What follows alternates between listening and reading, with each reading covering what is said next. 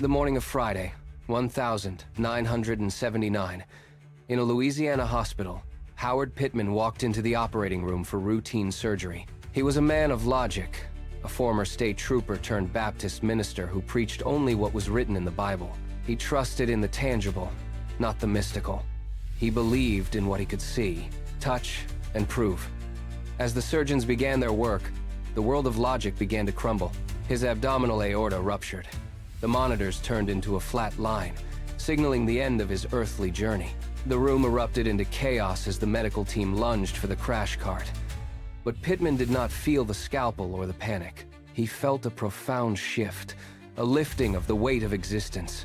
He looked down and saw his own body lying cold on the table. He was hovering above the surgical lights, watching his colleagues scream for equipment and fight for his life. Suddenly, the sterile hospital room dissolved into a void. An angel stood before him. This was not a comforting presence. It was a stern, direct messenger of the divine.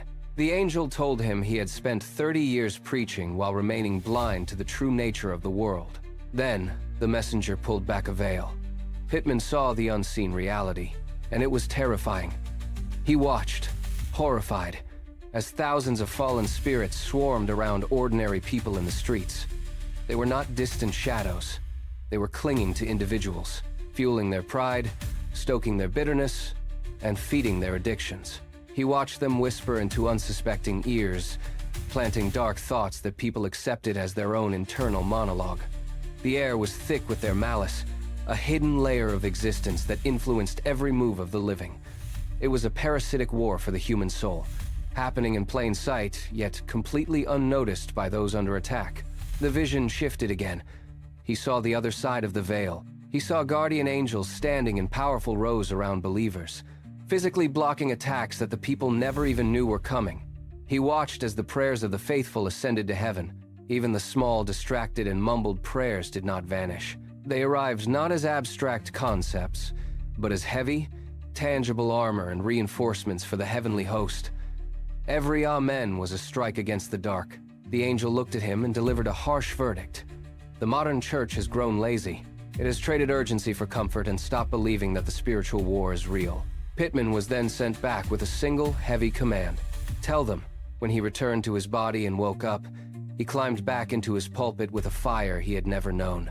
The moment he began to speak of what he had seen, half his congregation stood up and walked out. Unable to handle the weight of his words, he did not stop.